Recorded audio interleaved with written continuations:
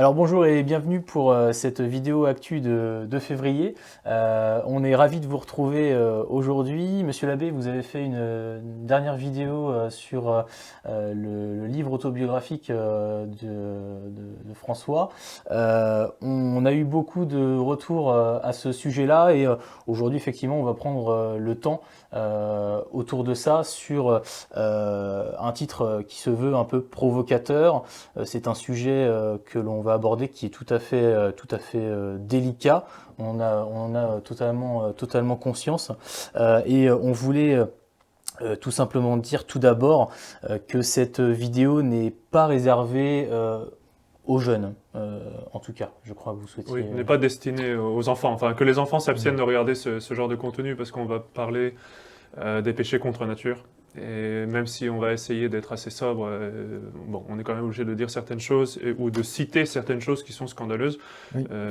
et dont il faut mieux que les enfants soient complètement ignorants Oui, à leur âge, plutôt que d'être exposés à ce genre de contenu. et éviter le scandale des faibles, même pour les enfants ou tous ceux qui n'auraient pas nécessité de... Oui, oui, tout à fait. Et d'ailleurs, d'ores et déjà, puisqu'en fait on va parler des homosexuels, quand j'avais parlé de cette question-là en rapport avec l'autobiographie de Bergoglio, donc le livre qui était paru il y a maintenant 3 ou 4 semaines, euh, un certain nombre de gens avaient fait ce commentaire en disant attention, vous faites le mélange, l'amalgame entre des homosexuels qui sont de tendance homosexuelle et des homosexuels qui pratiquent l'homosexualité. En réalité, il est important d'être précis dans les termes. Un homosexuel, c'est quelqu'un qui pratique l'homosexualité. Et justement, une des erreurs de Bergoglio, c'est d'accepter cette catégorisation moderne, de classifier des gens qui, malheureusement, pour une raison ou une autre, peut-être ont certaines attirances, mais ce sont des tentations à ces choses-là, mais qui ne sont pas pratiquants, qui font au contraire leur possible pour éviter ces fautes-là, qui prennent des moyens, qui prient, qui pratiquent l'ascèse traditionnelle pour ne pas tomber dans ces péchés-là, et qui certainement ne méritent pas d'être classifiés ainsi d'être identifiés en fait avec un vice contre nature. C'est vraiment une insulte à leur égard que de le faire. Donc quand on parle d'homosexuels, il s'agit bien de personnes qui pratiquent l'homosexualité, et même là, on aura des cas très concrets de gens qui en sont fiers et qui revendiquent cela comme un droit. Mais cela me donne l'occasion en début de vidéo. Comme un devoir presque. Presque, oui, parce que c'est vrai. Mais en début de vidéo, du coup, je voulais quand même donner un autre avertissement. Donc, vous avez parlé des enfants, même ceux d'entre nous il y en a certains qui peut-être ont justement des tentations sur les péchés de la chair. Peut-être que évoquer ces choses-là va être pour eux une occasion de péché. Eh bien, là aussi, abstenez-vous, n'écoutez pas le reste de la vidéo, c'est pas nécessaire. Si c'est votre cas, il vaut mieux vous abstenir. Si pour vous, ça vous trouble que d'évoquer toutes ces questions-là, eh bien, écoutez, de toute façon, on va parler assez rarement de ces choses-là, puisque ce ne sont pas des choses qui sont très réjouissantes. Donc, eh bien, abstenez-vous de regarder cette vidéo à cause de cela. Hein. Je pense qu'on est bien d'accord là-dessus. Il vaut mieux lire les belles choses que les saints ont écrites sur la pureté.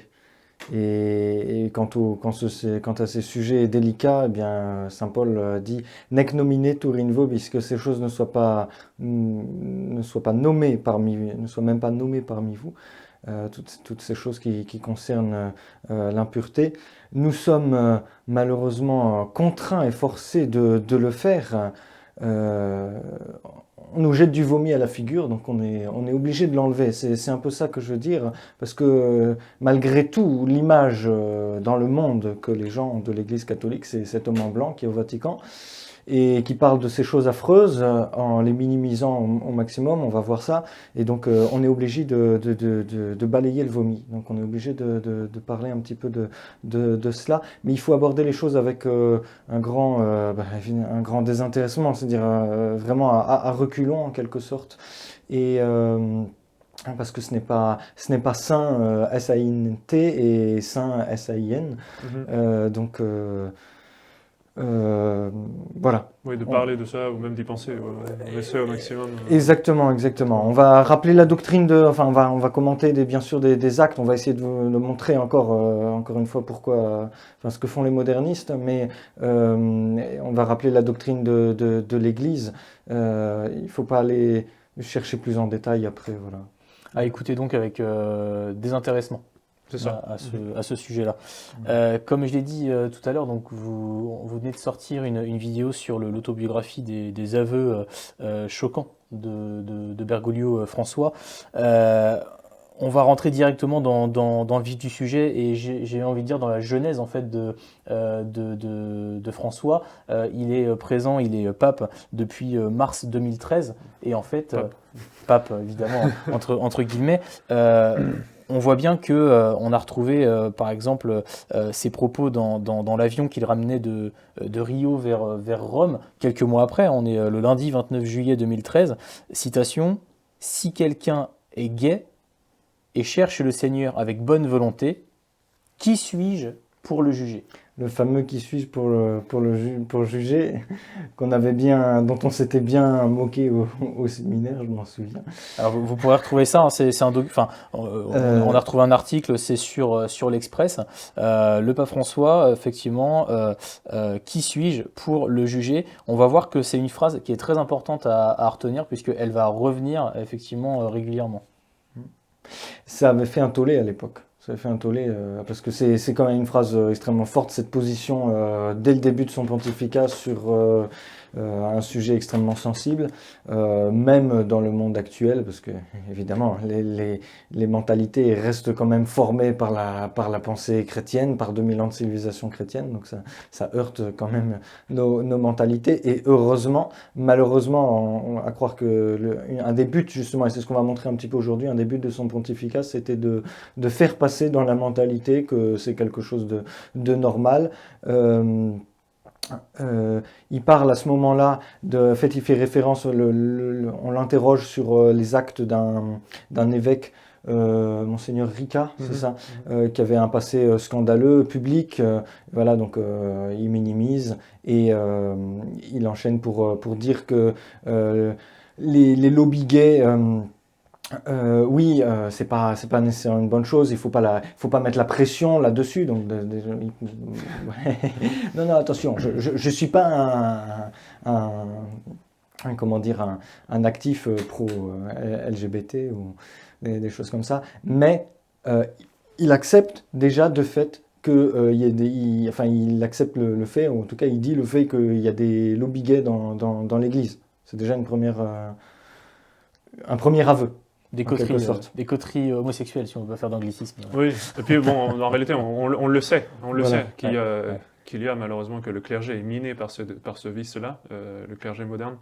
Mais oui, c'est un aveu en fait, quelque part, de prendre en compte l'existence d'un... Oui, malheureusement, on peut dire que depuis Vatican II, je ne dis pas qu'il n'y en avait pas avant, mais ça a explosé, malheureusement. Ah bah oui, c'est évident. Et encore, on sait, à mon avis, que la surface, on ne voit que la surface de l'iceberg. C'est ça, hein? Oui. Je pense que c'est assez évident. Alors, il assume complètement donc cette parole, qui suis-je pour juger. On avait, dans une interview en tant que cardinal, relevé que Bergoglio avait permis à un couple d'homosexuels d'adopter un enfant. Ça vient de Leonardo Boff qui dit ça dans une interview. Vous allez pouvoir retrouver l'article. Théologien de la libération, excusez-moi, je vous interromps. Je vous en prie. Leonardo Boff, il est connu surtout pour ce qui s'appelle la théologie de la libération, qui est une théologie, pour classifier simplement, on va dire, c'est une espèce de marxisme catholicisé, en fait, qui était très populaire en Amérique du Sud. C'est intéressant parce que Leonardo Boff, en fait, commentant sur Bergoglio au départ de son pontificat, excusez-moi une petite parenthèse pour avancer sur le sujet, avait dit justement que Bergoglio, c'était pas exactement la théologie de la libération, mais c'est une variante locale, c'est la théologie du peuple. Et effectivement, dans son autobiographie, en fait, Bergoglio le dit ouvertement que sa théologie, que l'on voit partout maintenant, cette espèce de gauchisme théologique, là, que j'appelle ça comme ça, c'est la théologie du peuple, qui est une variante. Donc c'est assez proche de Leonardo Boff, même si c'est pas exactement la même chose. Donc, en tout cas, c'était juste pour mettre en contexte un petit peu l'intervention de ce personnage. Il est plein dans cet esprit-là. On a l'image aussi du cadeau qu'il avait reçu, la faucille et le marteau. Il est vraiment de faire passer le mai 68 et toutes ces nouvelles idées. Ce qui c'est un n'a peu, choqué que les conservateurs à l'époque. Hein. Aujourd'hui, ça n'a pas choqué grand monde le fait qu'ils reçoivent une faucille, un marteau, complètement normal. c'est Comme un cadeau. C'est comme un cadeau. C'est un beau D'ailleurs, cadeau. il l'a reçu. C'est des comme métiers grand d'artisan, Saint-Joseph aussi, Oui, voilà. vous savez. On peut tout mettre sous ce prétexte-là. Effectivement. Mais quand même, pour revenir sur la première intervention, là, c'est-à-dire qui suis-je pour juger, déjà, il admettait plusieurs choses. Première chose, qu'on pouvait être de bonne volonté en étant un homosexuel, déjà. Hein. Et deuxième chose, que lui, qui devrait être le pape, c'est-à-dire la règle de la morale, celui qui dit justement ce qui est bien et ce qui est mal, s'abstient de dire ce qui est bien et ce qui est mal. C'est-à-dire, en fait, il ne veut pas faire son devoir de pontife, de règle de la foi et surtout de règle de mœurs. Donc c'est vraiment choquant de sa part d'avoir ce genre de propos. Et en plus, ces propos, il les assume. Évidemment, il les a jamais contredits, mais même il les assume à tel point d'avoir utilisé cette expression-là, qui suis-je à juger, comme un titre d'un de ses livres. Et ce livre, justement, c'est une sorte de... je ne sais pas trop comment le décrire, mais c'est un peu tout le monde il est beau, tout le monde il est gentil, c'est-à-dire il faut accepter son prochain comme il est, etc., sans critiquer quoi que ce soit concrètement. Et c'est une déformation de la parole de l'Évangile. Notre Seigneur nous dit effectivement, nous apprend à ne pas juger les intentions des gens, de laisser le jugement à Dieu. Et ça c'est vrai, mais ce n'est pas contradictoire avec le fait de juger quand même certaines actions comme étant mauvaises et de les condamner comme telles. Et toute société bien ordonnée doit condamner ces actions. C'est le propre, tout à fait. C'est le propre du juge, c'est le propre du pouvoir que notre Seigneur a donné aux prêtres dans le fort interne, au confessionnal, et au fort externe à l'autorité du pontife romain. C'est tous les tribunaux ecclésiastiques, c'est même naturellement parlant tous les tribunaux, etc. Qui ayant autorité peut dire qui suis-je pour juger? Saint Paul lui-même déjà jugé les actions des premiers chrétiens, puisque quand on lui dit, quand les Corinthiens lui écrivent ou qu'il apprend qu'il y a eu un inceste parmi eux, eh bien Saint Paul va leur écrire moi j'ai déjà jugé celui qui a fait cette chose-là. Vous voulez que je donne la citation exacte? Là, je l'ai là. Donc, c'est dans l'Épître aux Corinthiens, chapitre 5. On entend dire partout qu'il y a de l'impudicité parmi vous, et une impudicité telle qu'il n'en existe pas même chez les païens, au point que l'un d'entre vous a la femme de son père. Donc là, c'est un cas d'inceste. Mais vous allez voir qu'après, il va généraliser tout cela, en incluant aussi l'homosexualité. Alors d'abord, il fait des remontrances aux Corinthiens. « Et vous êtes enflés d'orgueil, et vous n'avez pas été plutôt dans le deuil, afin que celui qui a commis cette action fût ôté du milieu de vous. Pour moi, absent de corps, mais présent d'esprit, j'ai déjà jugé, comme si j'étais présent, celui qui a fait un tel acte. » Après, il développe un petit peu ça, je ne peux pas tout citer, je vous invite à aller lire par vous-même le chapitre 5 de l'Épître aux Corinthiens, la première épître aux Corinthiens. Mais vers la fin de ce chapitre, enfin un petit peu plus bas, il les généralise, comme j'ai dit. « Je vous ai écrit dans ma lettre, ne vous mêlez pas avec les impudiques. Ce que je n'entendais pas des impudiques de ce monde, non plus que des avares ou des rapaces ou des idolâtres, autrement vous auriez dû sortir de ce monde. » En fait, bon, c'est un petit peu obscur, mais ce que le dit saint Paul, c'est que il dit pas du point de vue extérieur, c'est-à-dire vous êtes dans un monde romain, il y a des gens évidemment qui sont dans le péché, etc. Bon, ben, vous allez acheter votre pain si vous voulez, c'est pas de votre faute si la boulangère, tout n'est pas correct peut-être chez la boulangère, etc. Mais c'est dans le sein de la communion de l'Église. Mais je vous ai écrit de ne pas avoir de relation avec celui qui, portant le nom de frère, est impudique, ou avare, ou idolâtre, ou médisant, ou ivrogne, ou rapace, de ne pas même prendre de nourriture avec un tel homme. En effet, qu'ai-je à juger ceux du dehors, c'est-à-dire ceux qui ne sont pas chrétiens, n'est-ce pas ceux du dedans que vous jugez? Quant à ceux du dehors, Dieu les jugera. Ôtez le méchant d'au milieu de vous. Donc, vous voyez que Bergoglio, qui va nous dire toujours que l'Église doit accepter les LGBT, les homosexuels et tout ce que vous voulez, saint Paul dit « ôtez les méchants du milieu de vous ». Il faut ôter Bergoglio du milieu de nous. Oui, ça on est bien d'accord, et surtout du milieu de la Sainte Messe, hein, dans le canon de la Messe, ça c'est évident. Oui. Mais ôtez-les du milieu de vous, c'est-à-dire que l'Église garde cette règle-là, que des personnes qui se comportent comme ça sont des pécheurs publics. Ouais, c'est très clair. C'est un statut dans l'Église qui empêche de recevoir les sacrements, qui empêche beaucoup de choses. Si vous commettez ce genre de crime, vous êtes un pécheur public. On apprend dans le catéchisme pourquoi l'Église est-elle sainte? Parce que ses membres sont saints. Ça ne veut pas dire qu'on est tous des saints, évidemment, mais ça veut dire que l'Église fait attention que pour conserver une certaine sainteté, au moins socialement, publiquement, qu'il y a un certain standard. Voilà. Ça ne veut pas dire qu'il y a pas des fautes, évidemment, chez les chrétiens. Tout à fait. Et au chapitre suivant, toujours la même épître aux Corinthiens, il généralise encore. Ne savez-vous pas que les injustes ne posséderont point le royaume de Dieu? Ne vous y trompez pas, ni les impudiques, ni les idolâtres, ni les adultères, ni les efféminés, ça veut dire les homosexuels, ni les infâmes, ni les voleurs, ni les avares, ni les ivrognes, ni les médisants, ni les rapaces ne posséderont le royaume de Dieu. Bon, c'est assez clair. La condamnation de ce péché-là est assez claire. Mais qui est Saint Paul pour juger? Un apôtre. Un apôtre. Mais justement, dans l'Église... Face à des relativistes, c'est vrai qu'à chaque fois, ils peuvent toujours trouver des arguments un peu bizarres. Oui, un peu... Oui, mais dans l'Église, justement, on n'a plus d'apôtres, mais on a un successeur des apôtres, à savoir le pape. C'est lui qui normalement trône sur le siège apostolique, justement, pour prononcer ce genre de jugement. Et puis le problème, c'est que dans la mentalité moderne, on pense toujours à la personne, avant de penser d'abord à condamner les actes. On condamne les actes et on condamne aussi les personnes qui font les actes. C'est-à-dire qu'on a on condamne pas on ne juge pas leur intention, leur motif pour agir, mais l'Église est obligée de juger ces personnes par leurs actes. Oui, ben comme même dans un tribunal. Un criminel est jugé en fonction de ses actes. Tout à fait. Tout à fait. Ça n'a rien à voir avec la personne, ou c'est pas une espèce de haine personnelle. Au contraire, l'Église souhaite la conversion de tous les pécheurs, souhaite que tout le monde aille au ciel. Seulement, on ne peut pas aller au ciel, comme le dit saint Paul, en pratiquant ces choses-là. C'est aussi simple que ça. Bon, de toute façon, on peut rappeler que saint Pédis a dit que le modernisme était c'est l'égout collecteur de toutes les hérésies, c'est ça? Oui, oui. Bon, voilà, ça... Je pense qu'il a tout dit à travers ça. Ils vont plus loin, en fait, puisqu'il a signifié... alors, il aurait signifié, c'est une source qui n'est pas une source directe, mais on a l'histoire d'un Chilien qui a dit ça qui a dit quelque chose et qui l'a fait entendre en tout cas ensuite à Bergoglio, donc alias François. Donc c'était en 2018. Ça a fait le tour en fait un petit peu des médias en mai 2018, c'est pour ça qu'on en parle.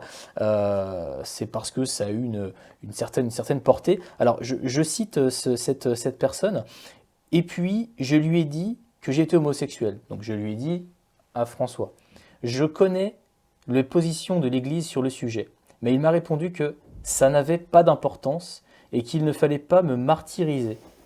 Dieu t'a fait ainsi et t'aime tel que tu es. Tu dois en faire de même et trouver ce bonheur avec la personne que tu es. Alors, rapidement, le contexte, c'est que cette personne a été victime en fait d'un prêtre pédophile chilien, voilà, pour dire les choses, et d'où le gros scandale. Et en fait, c'est incroyable cette réponse-là. Si on fait une recherche Google effectivement rapide, on se rend compte que tous les médias pro-LGBT ont partagé ça, etc., quelque part pour couvrir en fait ce qui s'était passé derrière, pour faire joli, pour quelque part romancer un petit peu l'homosexualité. Qu'est-ce que vous en dites de ça? Je répète, ça n'avait pas d'importance.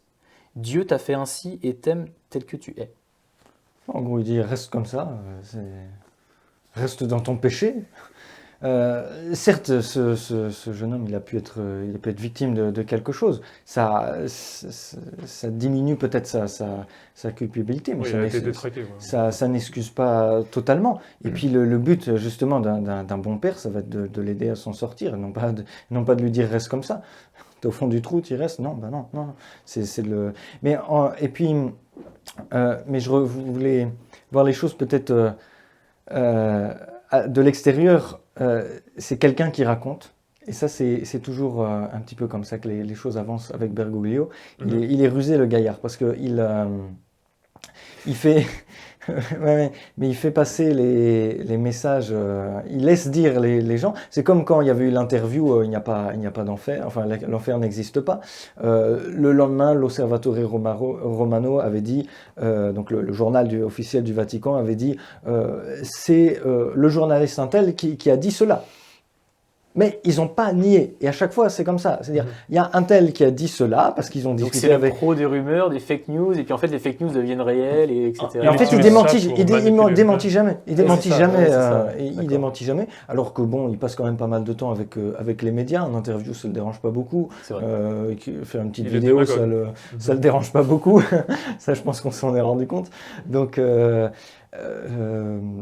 il pourrait facilement démentir des propos qu'on rapporte de lui, ou bien à l'occasion d'un texte suivant, de rappeler clairement la doctrine. Mais non, il y a jamais ça. Et donc ça, il fait avancer comme ça les choses, tout en s'excusant lui-même. Et comme ça, les conservateurs ont beau jeu. Et quand je dis ils ont beau jeu, en fait, ils entrent dans son jeu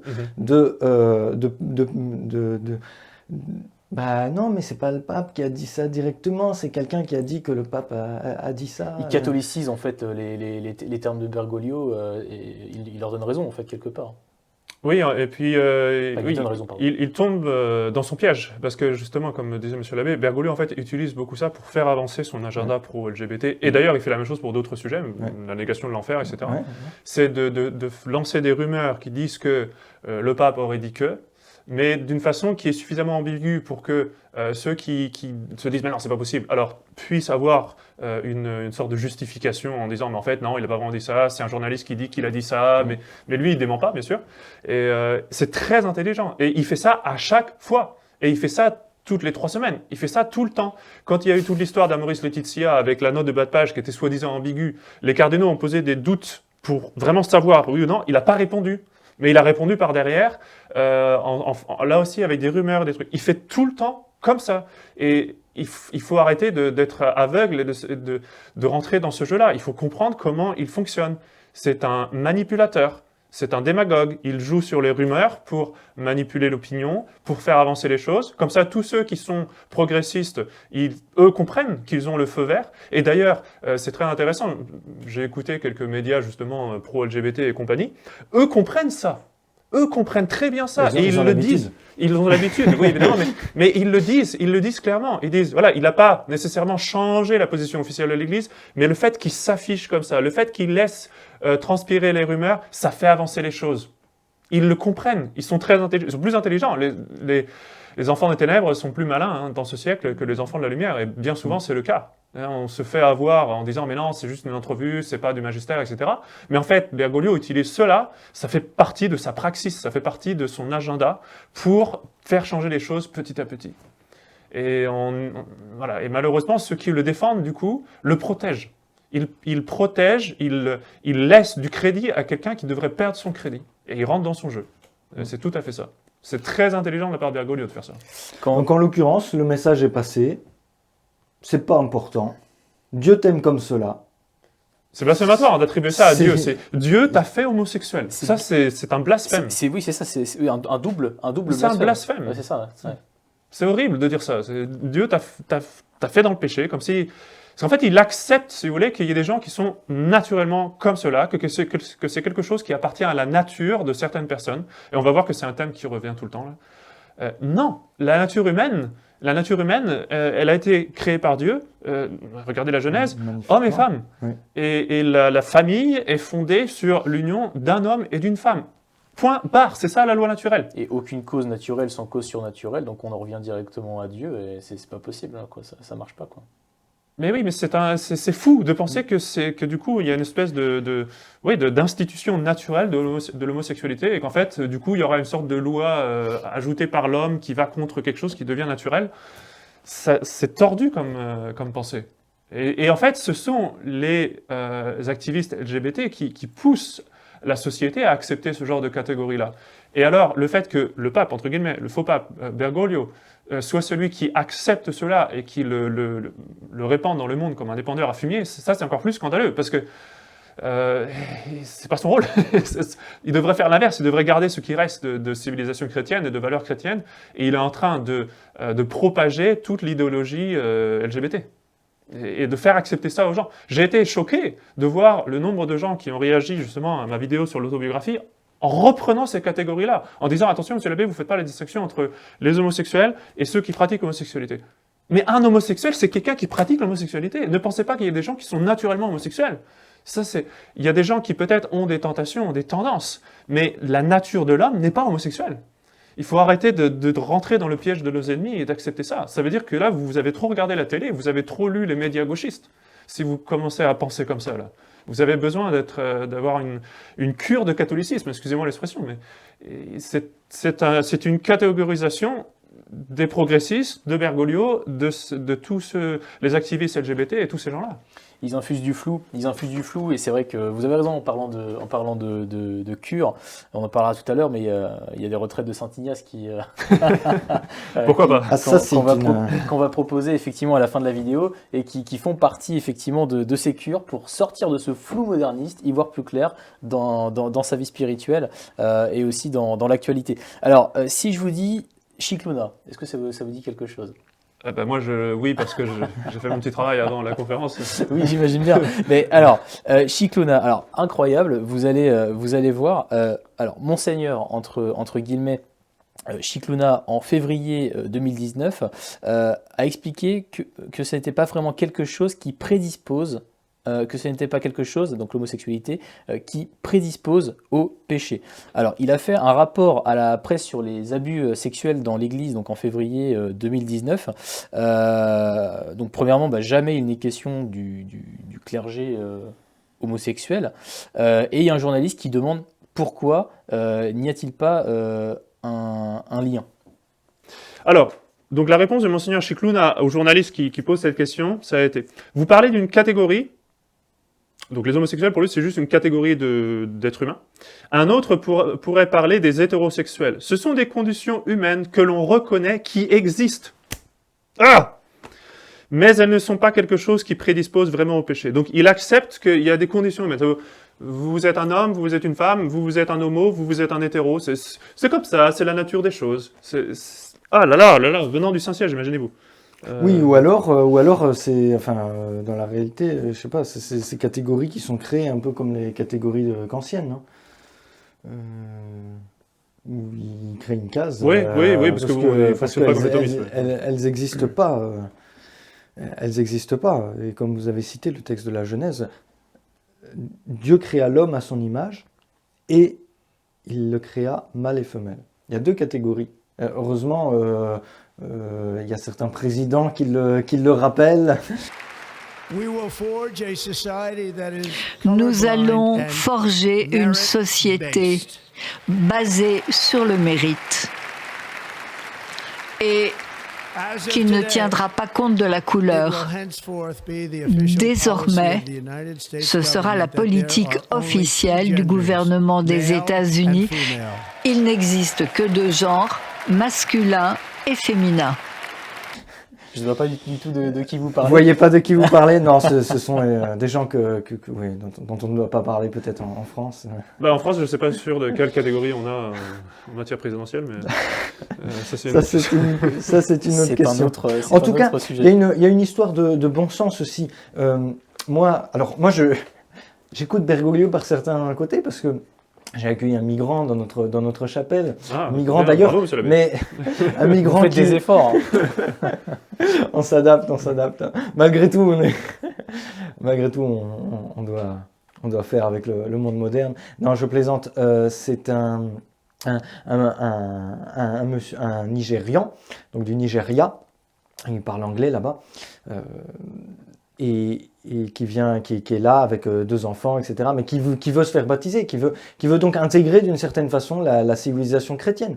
Et on lui enseigne un peu le catéchisme.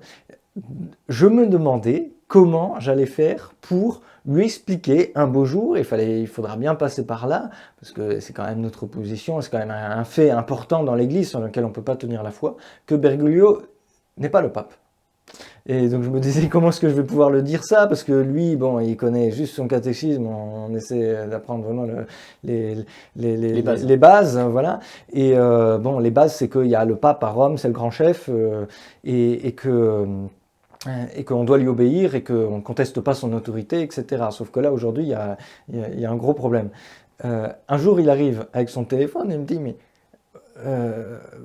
vous avez vu, Père, François, il approuve les homosexuels, mais il peut pas être pape. Bon, bah la réponse est étonnée. Mais Père, dans mon pays, on les tue, ces gens-là. Ah oui. Voilà, en Afrique, ils n'ont pas les problèmes de société. Donc voilà, le simple bon sens parlait, c'est tout. Ils trouvent des solutions à tout, en fait, du coup. Solution radicale, mais solution quand même. D'ailleurs, c'est intéressant parce qu'il y a quelques années, en Ouganda, là aussi, ça avait un peu ému la presse occidentale. En Ouganda, il y a eu une décision nouvelle. Vraiment, ils ont durci la loi contre l'homosexualité, à tel point que maintenant, c'est prison à vie, et même s'il y a récidive, peine de mort. Mais bon, là-bas, vraiment, socialement, c'est pas du tout accepté. Et d'ailleurs, ça donne l'occasion à certains... Parce que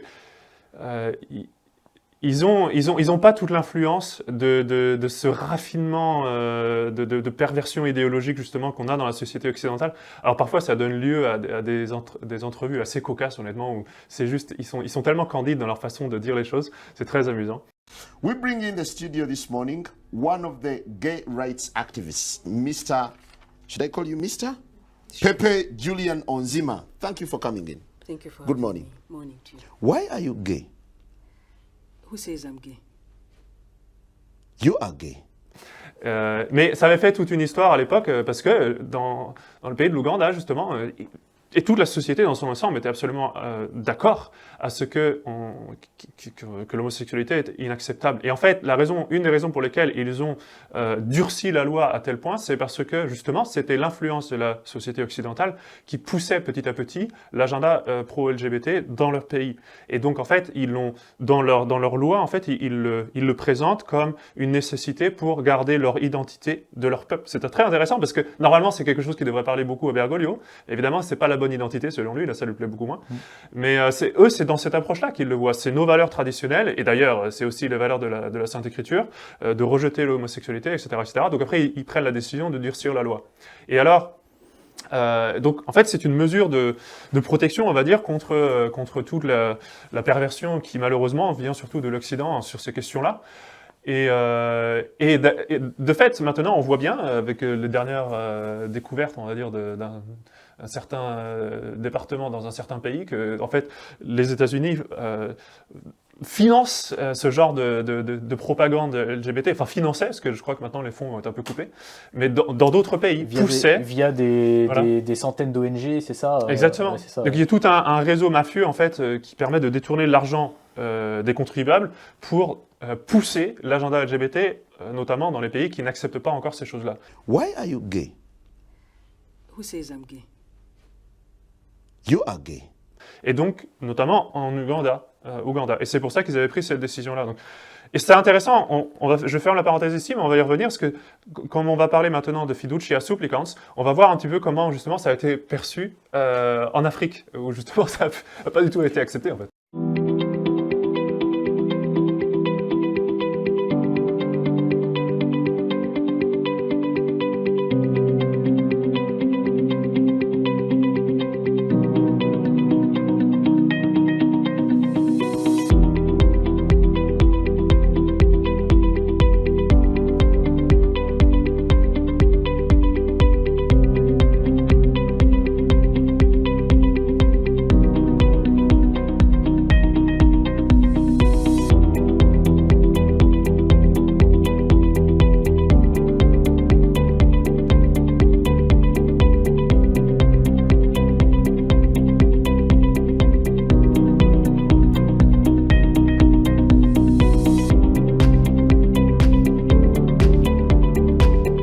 Dans ce document-là, effectivement, donc, au numéro 31, il dit donc « Dans l'horizon ainsi tracé, il est possible de bénir les couples en situation irrégulière et les couples de même sexe.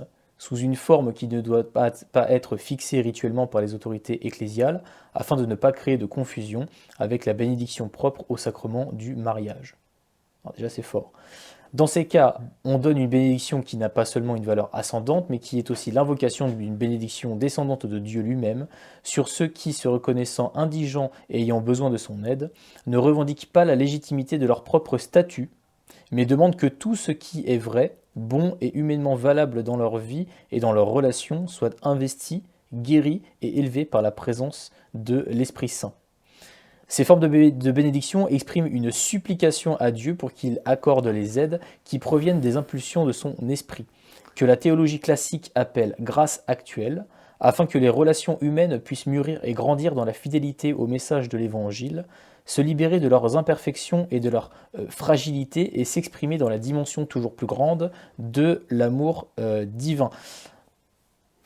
Faut se boucher les oreilles. Il y a beaucoup de choses quand même. Enfin, je veux dire, il est possible de bénir les couples en situation irrégulière et les couples de même sexe. D'accord. Oui, tout à fait. Alors, pour commencer, d'abord, qui a promulgué ce document-là? Donc, c'est en fait un document qui émane du dicaster pour la doctrine de la foi. Donc, c'est anciennement la Congrégation pour la doctrine de la foi, anciennement encore le Saint-Office. Avant Vatican II, ça s'appelait la Congrégation du Saint-Office, qui était la congrégation la plus importante, mais petit à petit, elle perd de son importance, et en fait, elle diminue en statut même, au point où maintenant c'est un dicaster, donc une sorte de ministère de second plan, on va dire, par rapport à des C'était un congrégations. terme qui existait déjà, ça, dicaster dans Ce sont des choses qui ont été créées. Ça n'existait pas. Ça n'existait pas Il y avait les avant. congrégations romaines. D'accord, oui, c'est ça. Ils auraient pu reprendre un terme et puis changer le sens, mais ça n'existait pas, quoi.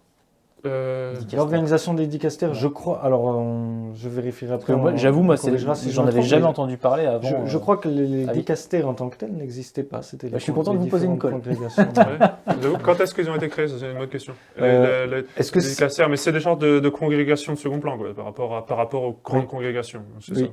Bon, ça en soi, c'est juste une question organisationnelle. C'est pas si important. Le fait qu'il y ait Non, mais comme quoi, ils jouent différents sur les mots. degrés de Les manière. modernistes jouent sur les mots et Ouais. il y a toujours un sens derrière, de toute façon, une modification. S'ils ont changé les terminologies, c'est bien que. Ah oui, ça par contre, oui, ils veulent- que ce ne soit plus une congrégation, mais Voilà. maintenant un dicaster, ça c'est important. Oui. Oui, avant, on avait le Saint-Office qui aurait pas dit des choses comme ça et qui. Qui aurait en Et- fait mis à l'index ce genre de document. Voilà, vous voyez. exactement. Bon, maintenant, c'est l'inverse. Ce Il qui faudrait était le faire un Saint-Office. contre-index, il faudrait autoriser, parce qu'il y a plus de choses à interdire que de choses à autoriser. Il faudrait un index qui autorise, qui dit seulement ce qu'il faut lire, en fait. Les livres qu'on peut lire. ouais. Ouais, ils gagneront du temps, je pense. Ouais, ça c'est sûr. Et alors donc, à la tête de ce dicaster est un cardinal, entre guillemets, qui s'appelle le cardinal Fernandez, qui lui a une histoire aussi scandaleuse, hein, des casseroles, et notamment qui est l'auteur de 2 livres très controversés, dont un qui est une sorte de théologisation du baiser, excusez-moi, mais c'est vraiment ça le titre et le contenu de ce livre-là, c'est de parler du bienfait du baiser, hein, et d'imaginer avec toute la morale qui tourne autour, enfin bref. Donc c'est déjà assez morbide, mais c'est encore rien par rapport à son 2e livre, là, je peux même pas trop en dire, parce que j'ai pas envie de le dire, tellement c'est horrible, d'accord? Mais il fait une sorte d'amalgame et de mélange entre la passion de l'amour et la sexualité et tout ce que vous voulez, et la Oui, passion, les passions, quoi. la passion de notre Seigneur. D'accord. Et en des termes qui sont affreux. Il y a des choses que j'ai pas envie de dire, mais vraiment Faut c'est mort. faut peut-être se forcer à en dire quelques mots pour choquer ceux qui ont besoin d'être choqués. En fait, non, mais c'est ça, voilà. Donc, modération. il parle même des orgasmes, etc. Et en quoi est-ce que c'est. Bref, il trouve une théologie, si vous voulez, dans des choses comme ça, d'accord. Enfin, c'est très morbide, c'est obscène, avec des passages qui sont obscènes, concrètement. C'est une espèce de pornographie théologisée, voilà. Bon, voilà. C'est ce genre de choses-là qu'on retrouve. Et donc, c'est cette personne-là qui, tiens, c'est bizarre, pond un document qui explique que finalement on peut bénir les couples homosexuels et les couples en situation irrégulière, parce que c'est vrai aussi pour les divorcés remariés, même s'il y aura quelques précisions qui vont être données. Hein. Donc maintenant il y a eu plusieurs réactions suite à ça. Je pense qu'on va commencer peut-être avec une intervention là par un professeur sur le sujet. Là. Il y a un parallèle évident avec la nouvelle ecclésiologie, effectivement. Il y a des éléments, ce qu'a d'ailleurs défendu quelques jours après, donc Rocco Buttiglione, j'espère que je le prononce bien, professeur à l'Académie pontificale des sciences sociales. Je vais citer, vous aurez l'article justement en dessous de la vidéo. Je cite: « Le point de départ de la réalité que vise la déclaration est celle d'un couple en situation irrégulière demandant une bénédiction. Pour éviter tout malentendu, imaginons qu'ils interrogent non pas un prêtre, mais leurs parents. Accorderiez-vous cette bénédiction? Je la donnerai. Je ne bénirai pas les relations sexuelles irrégulières, pourtant je bénirai l'attention qu'ils ont les uns envers les autres, le soutien qu'ils apportent dans la vie, le réconfort dans les moments de deuil et la camaraderie face aux difficultés. L'amour n'est jamais en tort. Les relations sexuelles, en revanche, le sont parfois. Dans la vie de ce couple, le bien et le mal sont si étroitement liés qu'il n'est pas possible de les séparer par une rupture nette. » C'est déroutant. L'amour n'est jamais en tort, c'est faux. Il suffit que l'objet de l'amour soit mauvais pour que l'amour devienne mauvais. La passion, la moralité de la passion, elle dépend de sa fin. Et si la fin de la passion est mauvaise, en l'occurrence l'amour, eh bien l'amour devient mauvais. Donc ça c'est un principe basique de morale. L'amour est toujours bon, non, attention.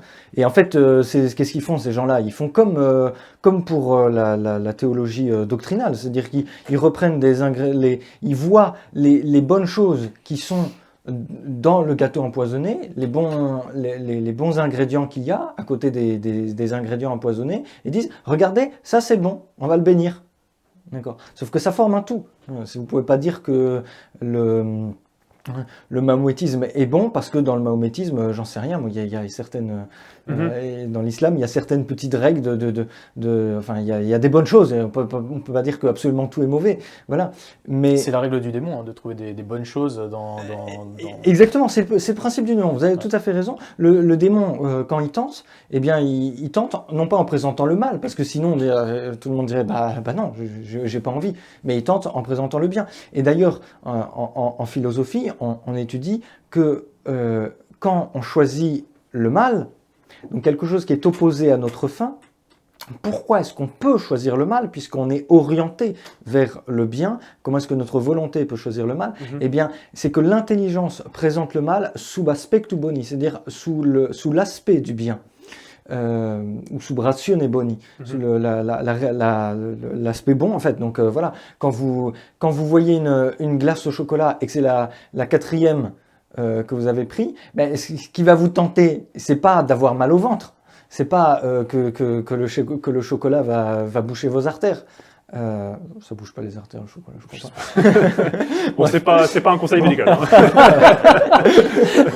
Mais bref, c'est l'aspect du chocolat qui vous fait saliver encore. Voilà. Ouais, tout à fait. Et ça, c'est vraiment scandaleux parce que, en fait, dans tout péché, justement, il y a cet aspect de bien qui va être détourné, qui est recherché, mais on ne peut pas les dissocier. Et dans justement cette fausse union homosexuelle-là, le côté bien, soi-disant, qui existe, est indissociable du péché, en fait. Donc quand il demande à ce que le côté bien, les éléments qui sont bons, soient, eux, bénis, en fait, c'est bénir, enfin, c'est vraiment reprendre la tentation du démon et la bénir, parce que c'est bénir quelque chose qui est inévitablement associé au mal.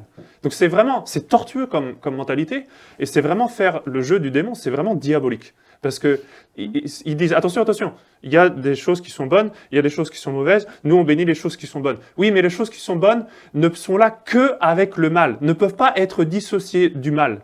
Parce qu'il ne peut pas y avoir d'amour mutuel sans que ce soit un amour dépravé, justement.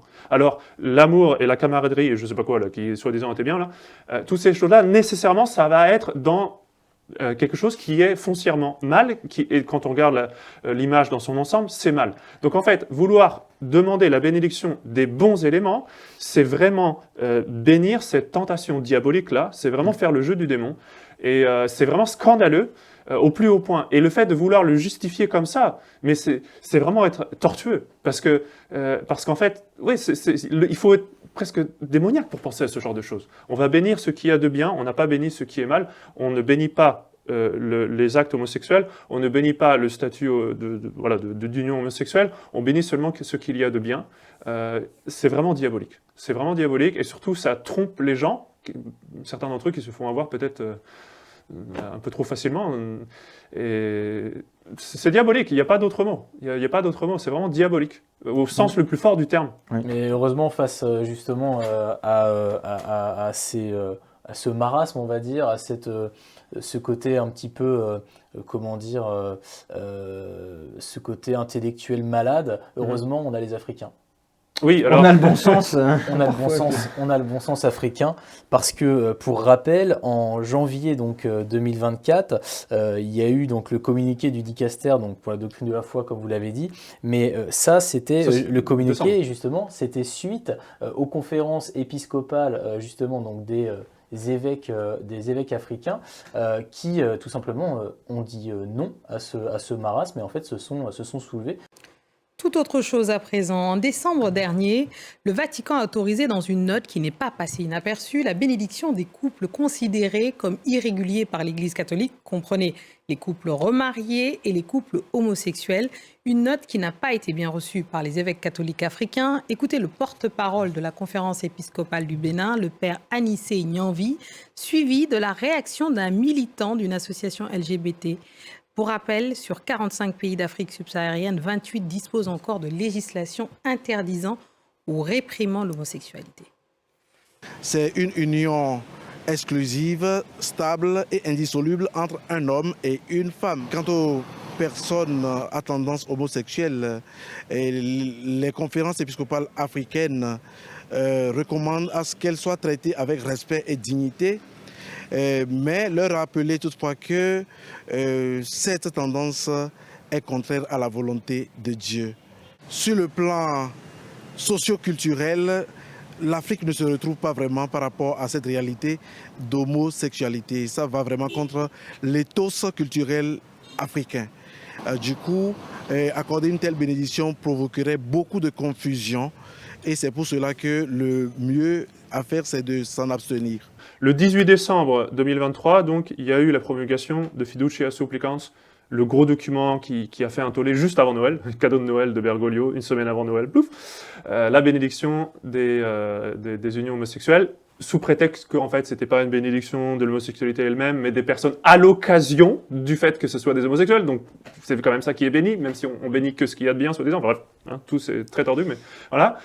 Évidemment, pendant le temps de Noël, ça a fait beaucoup de remous. Donc, il y a des conférences épiscopales qui étaient très contentes, surtout en Allemagne, imaginez, de ce qui s'était passé. En Afrique, au contraire, les évêques s'étaient manifestés de façon beaucoup plus négative. Et du coup, le dicaster, donc, qui est à l'origine de Fiducia Supplicans, a publié un communiqué après Noël, le 4 janvier, pour essayer un petit peu d'arranger les choses. C'est ça, non? Oui, c'est ça, absolument, complètement. Et donc, je vais justement vous lire quelques passages. En différents pays, il existe de fortes questions culturelles, voire juridiques, qui exigent du temps et des stratégies pastorales qui vont au-delà du court terme. S'il existe des législations qui condamnent à l'emprisonnement et dans certains cas à la torture, voire à la mort, le simple fait de se déclarer homosexuel, on comprend qu'une bénédiction serait imprudente. J'aime bien cette phrase. En Ouganda, ça serait imprudent. J'aime bien ces termes un peu, c'est gentil, imprudent.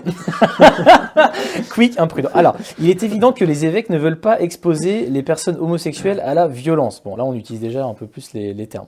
En vérité, les pays qui condamnent, interdisent et criminalisent l'homosexualité à des degrés divers ne sont pas rares.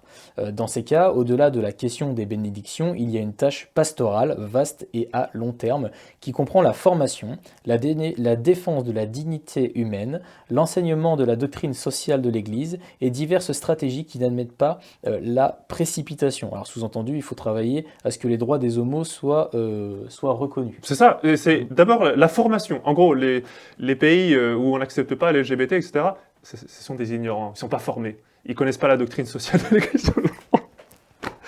Waouh, c'est impressionnant, hein, ça. Non, Ah. ils ont gardé un petit peu de bon sens, c'est tout. Mais exactement. En fait, ils n'ont pas toute cette perversion Ils sont pas occidentale, pervertis. et c'est pour Ouais. ça que... Après, ils réagissent peut-être à leur façon, etc. Mais je ne dis pas nécessairement qu'il faut mettre à mort tous ceux qui sont homosexuels. Ça, c'est une autre question. Mais en soi, que ce soit criminalisé, c'est normal. Et c'était le cas dans l'Ancien Testament. Alors quoi? Dans l'Ancien Testament, on ne connaissait pas la doctrine sociale de l'Église. Et quoi, le bon Dieu avait besoin de formation aussi, peut-être, quand il a donné la loi du Lévitique? Non, mais c'est fou de dire ce qu'il dit, là.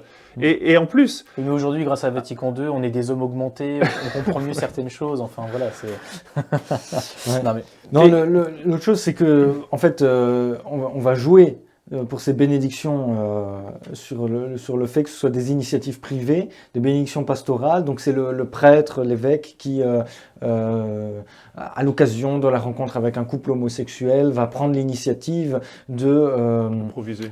Voilà. En gros, Bergoglio, il dit...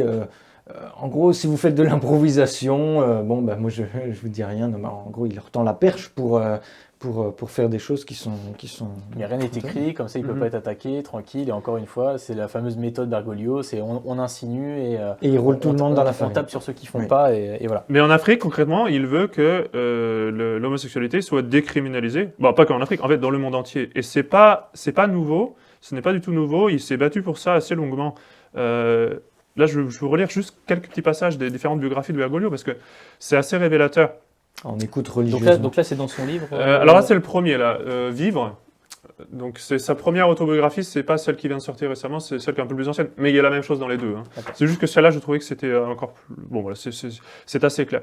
Donc il dit qu'il est inacceptable, d'abord, concrètement, il veut pas qu'il y ait de pression pour imposer le mariage homosexuel.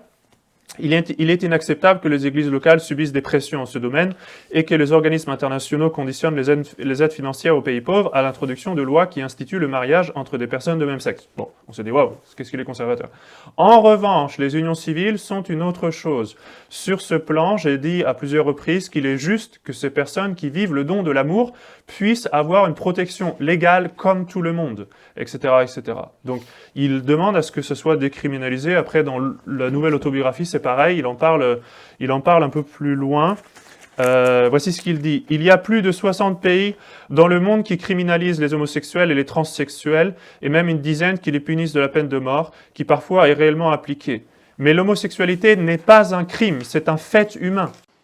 L'homosexualité n'est pas un crime. Déclaration du pape François ce mardi, interrogé par l'agence de presse AP.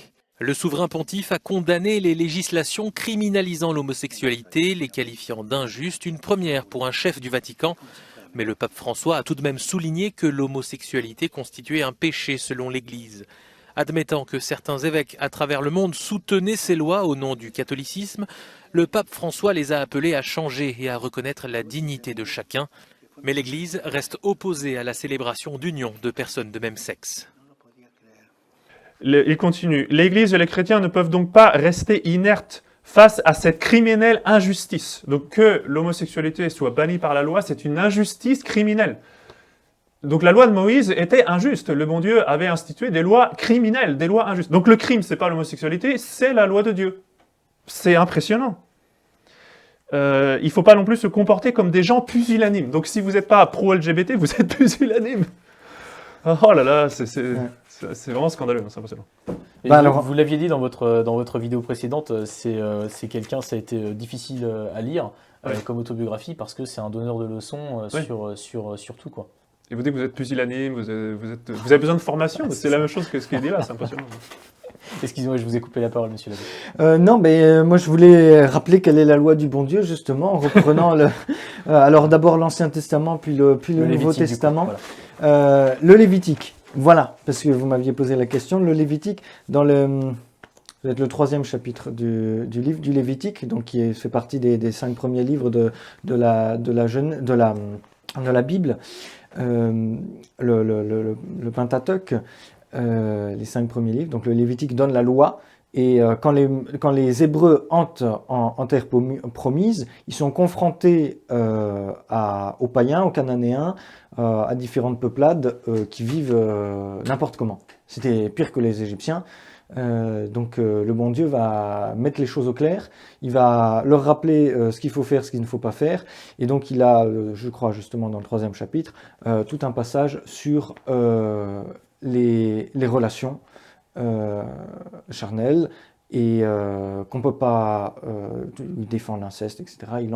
Il entre dans le détail pour chaque différent type de relations, etc. Bon, voilà, c'est très clair, il n'y a pas de... Voilà. Et puis pour les homosexuels, il dit, eh bien, vous ne commettrez pas cette abomination où l'on se sert d'un homme comme si c'était d'une femme. Voilà. Alors, c'est vrai que là, c'est l'acte homosexuel qui est condamné, sauf que ce qu'il faut bien se rappeler, c'est dans les commandements de Dieu, il y a 2 commandements sur l'impureté, comme pour le vol, sur les biens du prochain, c'est en action et en pensée également. Le bon Dieu insiste, parce que justement, il connaît cette faiblesse de l'homme, non seulement à pécher en acte, mais avant d'aller jusqu'au péché des actes, eh bien, de pécher par pensée. Donc tout ça, c'est la simple loi du bon Dieu. Et puis surtout, il faut citer l'épître aux Romains. Alors c'est le 1er chapitre de l'épître aux Romains, où saint Paul justement frappe également l'impureté de la ville de Rome. Ça serait peut-être bon que François le relise publiquement. Alors, le médite d'abord. Le médite d'abord. Il n'était pas formé. Non, voilà, c'est ça. Je prends à peu près à la moitié du chapitre. C'est un peu long, mais ça vaut le coup, parce que c'est la parole de Dieu. La parole de Dieu, on l'écoute, c'est tout. En effet, la colère de Dieu se révèle du haut du ciel contre toute l'impiété et l'injustice de ces hommes qui retiennent la vérité de Dieu dans l'injustice. Qui retiennent la vérité de Dieu. Là, c'est bien de ça dont il s'agit, puisque Bergoglio, il prêche pas. C'est un chien muet, comme on les appelle pour les prédicateurs qui devraient parler et qui ne disent rien.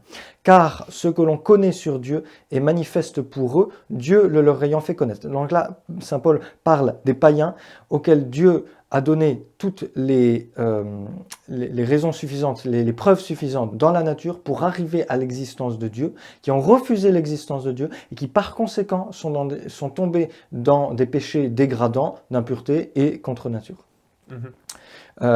Par leur refus de la vérité. Je vais développer ce thème-là parce que ça c'est important aussi. En effet, ces perfections invisibles sont devenues visibles, donc les perfections du bon Dieu, depuis la création du monde, par la connaissance que ses œuvres en donnent. Voilà, vous contemplez le monde, vous pouvez arriver à l'existence de Dieu. C'est d'ailleurs un dogme défini au Concile de Trente, de la possibilité d'arriver à l'existence de Dieu par la simple observation de la nature avec sa seule raison. Oui, le Concile du Vatican. Le Concile du Vatican, pardon, oui. De même, sa puissance éternelle et sa divinité, de sorte qu'ils sont inexcusables. Parce qu'ayant connu Dieu, ils ne l'ont point glorifié comme Dieu et ne lui ont pas rendu grâce, mais ils se sont égarés dans leurs pensées et leur cœur insensé a été obscurci. Ainsi, en disant qu'ils étaient sages, ils sont devenus fous. Et ils ont changé la gloire de Dieu incorruptible contre une image représentant l'homme corruptible et les oiseaux et les quadrupèdes et les reptiles. Là, on ne peut pas s'empêcher de penser à la Pachamama, la déesse terre, honorée dans... Comment? Et l'idolâtrie, honorée, voilà, dans les jardins du Vatican. C'est pourquoi Dieu les a livrés au désir de leur cœur, à l'impureté, en sorte qu'ils ont déshonoré eux-mêmes leur propre corps. Et ceux qui ont changé la vérité de Dieu en mensonge et qui ont adoré et servi la créature au lieu du Créateur qui est béni dans tous les siècles. C'est pourquoi Dieu les a livrés à des passions honteuses, car leurs femmes ont changé l'usage naturel en celui qui est contre la nature. De même aussi les hommes, abandonnant l'usage naturel de la femme, se sont embrasés dans leurs désirs les uns pour les autres. Donc là, il condamne bien les désirs, saint Paul.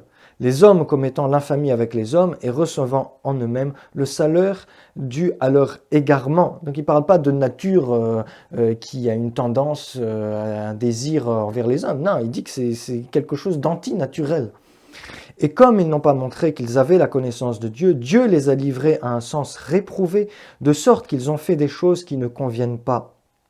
rempli de toute iniquité, de malice, de fornication, d'avarice, de méchanceté, parce que tous les vices vont ensemble, plein d'envie, de meurtre, de querelle, de ruse, de malignité, délateur, médisant, haï de Dieu, insolent, orgueilleux, hautain, inventeur du mal, désobéissant à leurs parents, inintelligent, dissolu, sans affection, sans loyauté, sans miséricorde.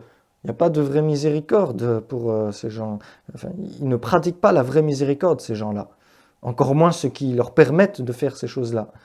Ayant connu la justice de Dieu, dernier verset, ils n'ont pas compris que ceux qui font de telles choses sont dignes de mort, et non seulement ceux qui les font, mais encore ceux qui approuvent ceux qui les font.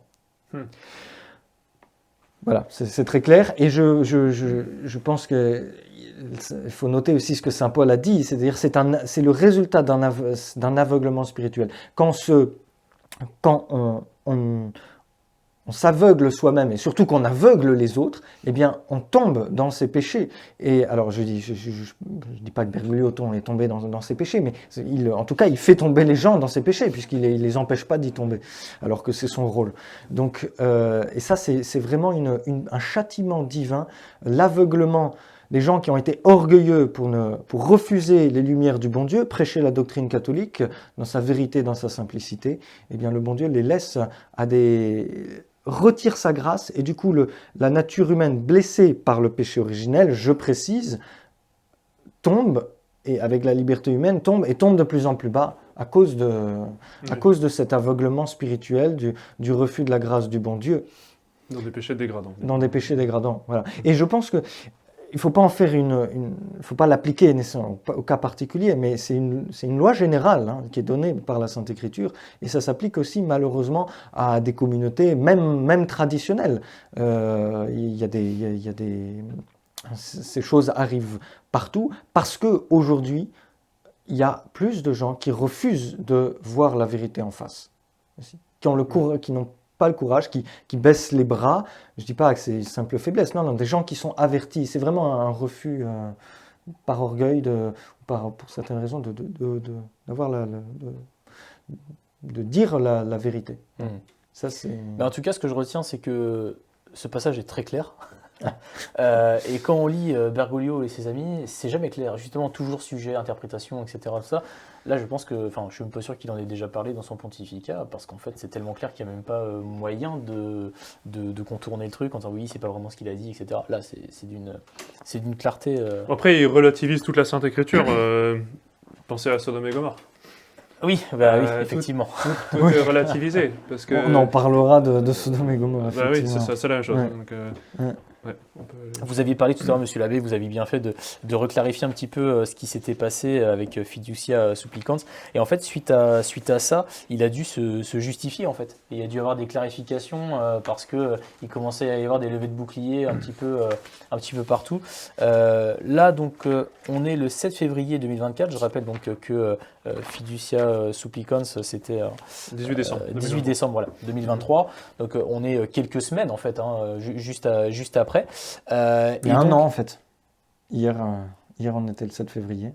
Ah oui, voilà. Il y a un an. Il y a 7 février pour nous, c'est une date importante parce que c'est l'anniversaire du décès de Monsieur l'abbé Guépin. De Monsieur l'abbé Guépin, oui, effectivement. Dont nous avons pris la suite. Et un an pile poil, effectivement. Et donc il a dû avoir une clarification autour de ce texte-là. Il est dit, du coup, clarification. Je ne bénis pas un mariage homosexuel. Attention, parce que là, on joue sur les mots. Je ne bénis pas un mariage homosexuel. Je bénis deux personnes qui s'aiment et je leur demande aussi de prier pour moi.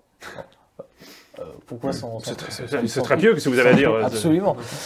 Toujours dans les confessions, quand ces situations arrivent, des personnes homosexuelles, des personnes remariées, je prie et je bénis toujours. La bénédiction ne doit être refusée à personne. Tout le monde. Attention, je parle de personnes, de ceux qui sont capables de recevoir le baptême. Voilà ce qu'a dit pour clarifier Bergoglio face à cette levée de bouclier. Donc on a quelqu'un qui fait la distinction entre le fait qu'il ne bénit pas donc le mariage homosexuel et les personnes qui se marient. Oui. Mais en fait, il voulait la même chose dans l'ordre civil, parce que, si vous vous rappelez là, ce que j'avais dit là, dans son autobiographie, il expliquait justement, il voulait pas que l'union homosexuelle soit reconnue en tant que mariage, même sur le plan civil, il n'était pas en faveur de ça. Mais que par contre, il y ait, je sais pas, en France, c'est quoi, un pacte, ça s'appelle comme ça, ou enfin une sorte d'union civile, hein, une union civile qui n'ait pas le statut de mariage, mais qui soit quand même quelque chose de légal, qui fonctionne concrètement, légalement, pour qu'il y ait une protection, pour qu'il y ait les bienfaits sociaux, les avantages sociaux, etc. etc. Il voulait ça dans l'ordre civil. En fait, il veut la même chose dans l'ordre religieux. C'est-à-dire, on ne peut pas dire que votre union est un mariage. Le mariage, c'est vraiment un homme et une femme, parce que ça, il ne peut pas vraiment le nier. Mais par contre, que vous ayez quand même une bénédiction pour bénir le bien de cette union qui est en fait un péché.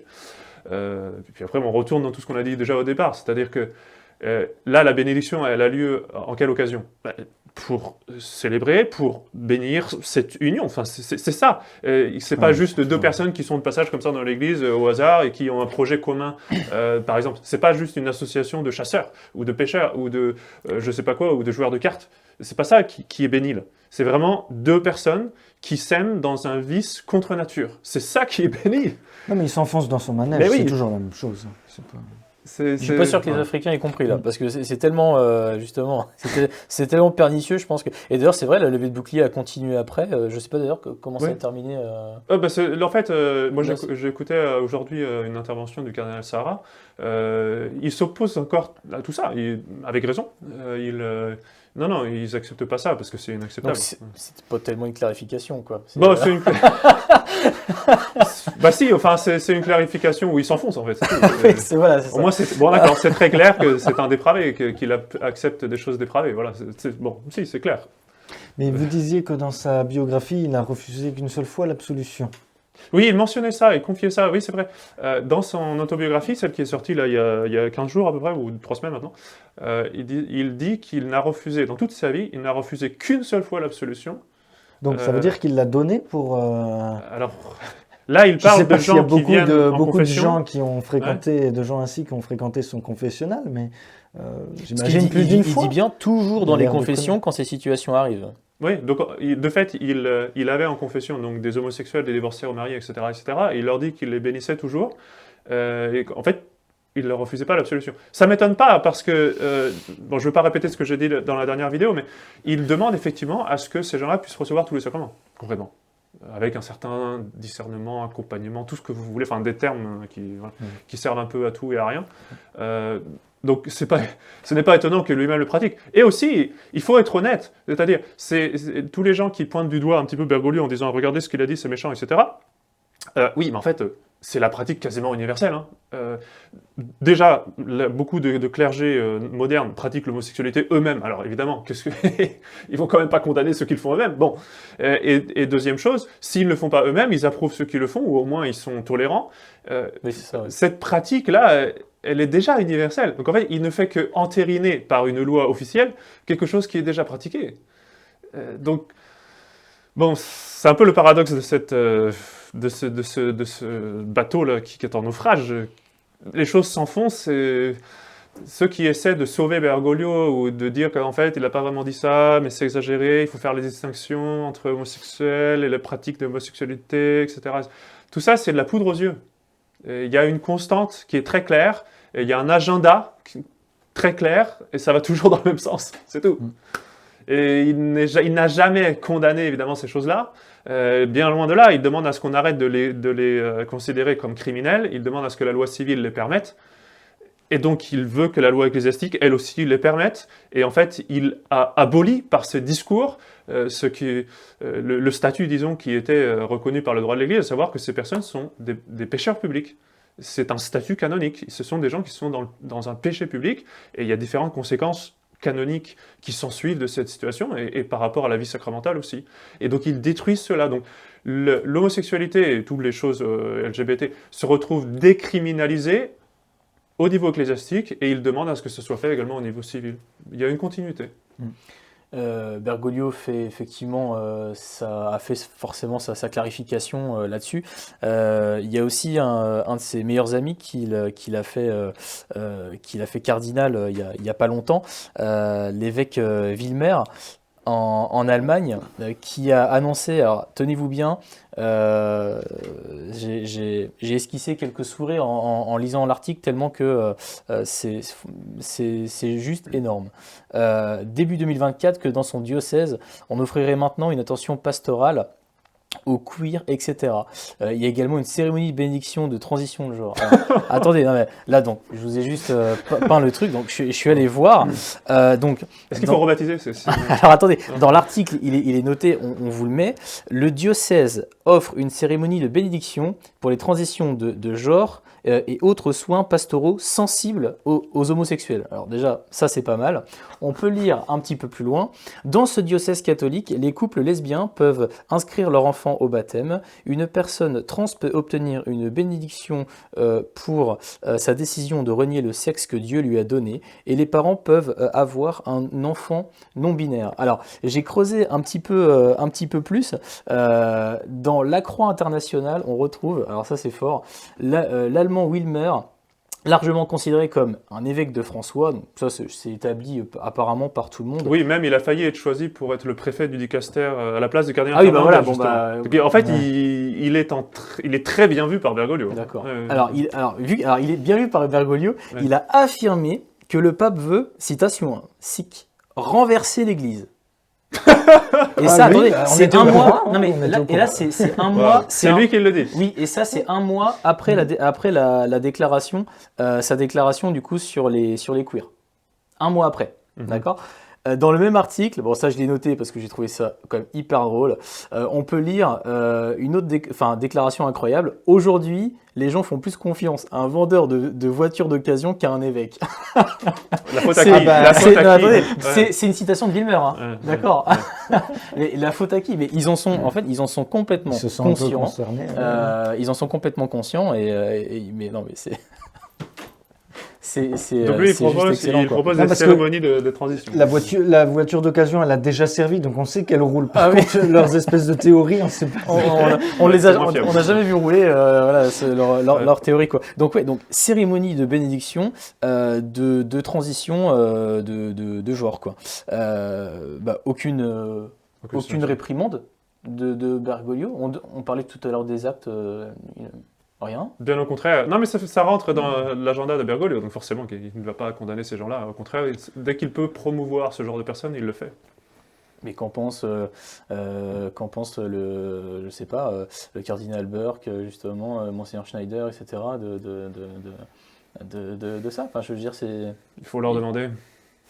Comment est-ce qu'ils arrivent ils ont la même religion, ils ont le même chef. Je veux dire. C'est pas possible. Ouais, c'est logique qu'une fois que c'est passé plus ou moins dans la doctrine, ou qu'il est, comme on l'a dit, il a fait passer ça avec son plan machiavélique, la discipline suive. C'est-à-dire que ces choses-là, ces gens-là qui disent ces choses-là ne sont pas condamnés.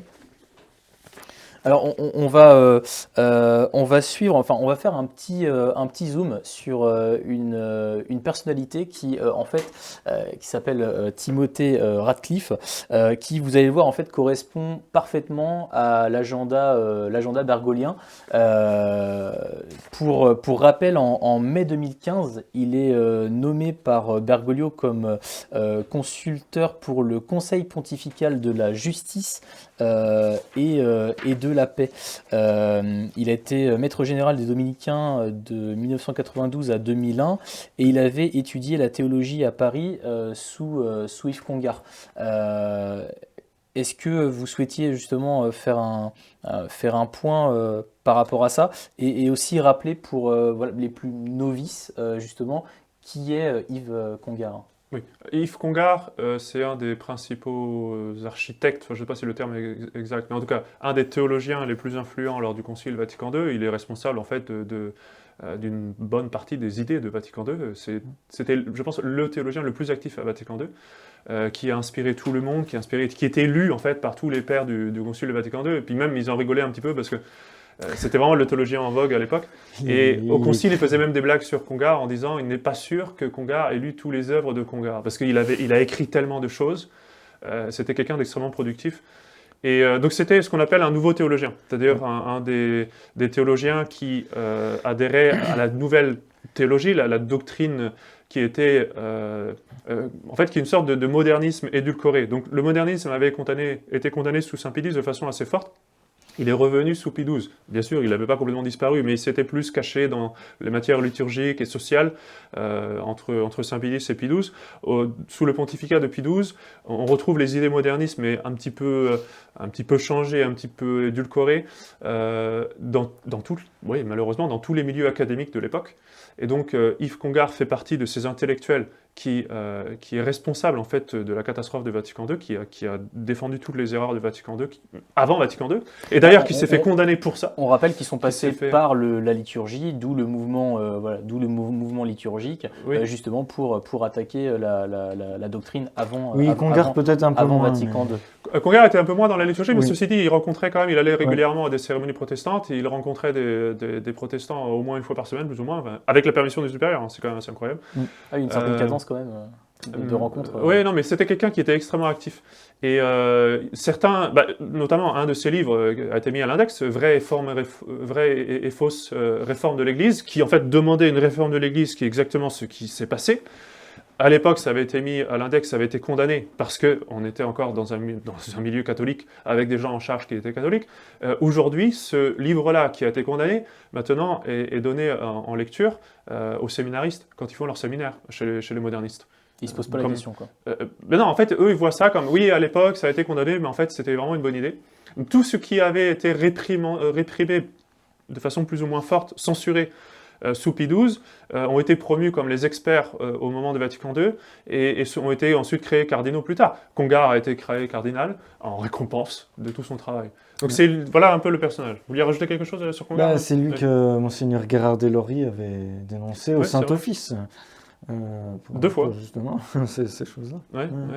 Monseigneur Gérard Deslauriers, de qui nous tenons les ordres, pour ceux qui ne savent pas, puisqu'il a accepté d'être sacré évêque, il a continué à sacrer des évêques, et donc transmis la lignée épiscopale et sacerdotale par le fait même. Donc voilà Yves Congar. Alors ce Timothy Radcliffe, à l'époque, était jeune, disons dans la période de l'âge d'or, on va dire, d'Yves Congar, et donc il a étudié sous Yves Congar, en particulier quand il était à Paris. Après, il a aussi étudié un petit peu à Oxford.